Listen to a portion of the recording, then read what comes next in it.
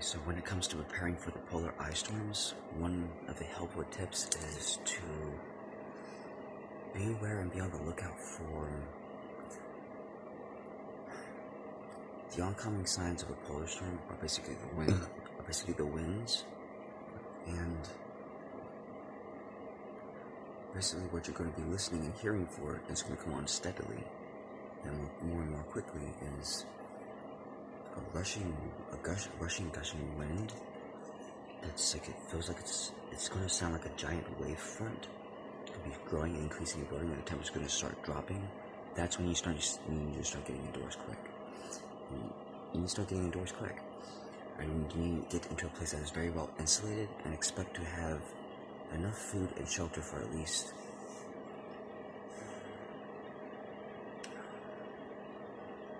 I want to say 2 to 3 days, if not 1 to 2 hours. It's hard to say. Look at the last polar ice storm and see what happened, and get a good idea of the events. It's a flash freeze, basically. You can prepare for it. It's easy to prepare for, and it's simple to prepare for, but it's easier said than done sometimes. It just takes lots of insulation. You need a very insulated place. Some places you have access to lots of water, because water will freeze if it's left outside like that.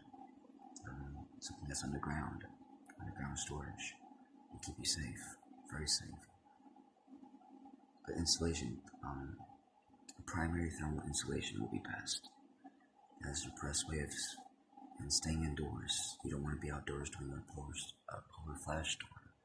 Basically, winds get blown and sucked in from the poles, and it sweeps over the nation for us, it's the North Pole in America. It sweeps downwards and drops temperatures really drastically, really quickly. It takes about a day or two, for temperatures to fully return back to normal. I think sometimes it's quicker than that, but it's basically that's what you're expecting. You're listening for rushing winds. They don't quit, it just keeps increasing, just keeps growing or building, or continuing, rather. It depends. And the temperatures will steadily start dropping rather quickly. Just be aware of that and get indoors. That's a polar storm. That's how you prepare for that. You want to oil doors and windows because the flash freeze will tend to harden the humidity around doors, especially when it packs snow like that. The snow is going to fall, and it's going to enclose a lot of you in, so please be very careful because the snow is very deep. So keep in mind that you always have some exit up top or a window, not necessarily a door. Make sure that your windows work. Make sure that they're freely accessible and openable on some of the top floors, because you're going to have a lot of snow, especially in the northern countries, in New York especially. Just like last time. Look at the last polar storm, please. I'm going to look at it as well. I've only seen just basic pictures of it. I've only heard stories.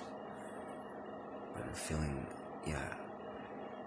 depending upon where you live. In Canada, it gets very cold, negative 50 winds. By the time it reaches US, probably, whatever they are, it's like negative 30s.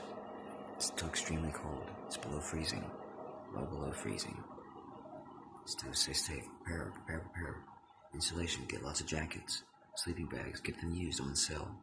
We got tons of used stuff in the United States which not going to use. Put it to use, it's cheap. You can get sleeping bags on Amazon used for like $15. Jackets, easy at Goodwill. Salvation Army, sleeping bags. Just wash them afterwards or whatever. Trust in your biology, be happy, be merry, be safe, and take care of yourselves, take care of one another. Prepare for 2 or 3 days food and water. Make sure that you have enough toiletries, warmth. Some legitimate fire, wood stoves, basically. You can always cook on a wood stove. The one that I have now showing my videos, that was only about $135 on eBay or Amazon. It's very cheap, very simple. Just make sure that just make sure it works on the reviews. Check the reviews are good. Stainless steel is best. It'll last longer. You can leave it outdoors. super portable, lightweight, and it's heavy duty pretty much. Weigh about 10, 15, 20 pounds. It's a good deal, and you can cook meals and dinners whenever you want. You can always get warm. You can always find paper. You can always find cardboard. You can always find food products, empty packaging. Get lots of torches. Eagle brand makes very good cheap lighters. You just get a bunch of these, especially the larger ones. I like these, but the triggers eventually fell after so many thousands of hours of use. They do last a very long time. I've got like a bunch of these which have failed already.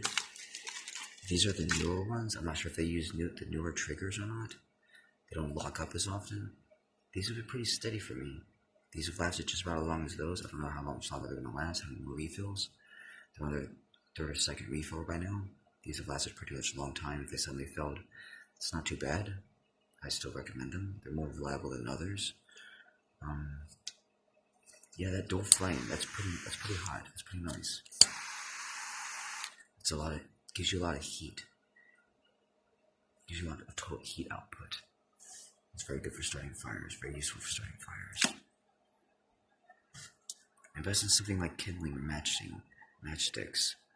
Something which is going to be magnesium fire starters. I'm not really sure about this, but just kindling. Make sure they have some fuel saved up beforehand. That's always dry. Keep some kindling and dry cardboard as fuel burnables. But, take care and stay safe, guys. You're worth it. You're beautiful. You're worth it. You're magnificent. I love you all.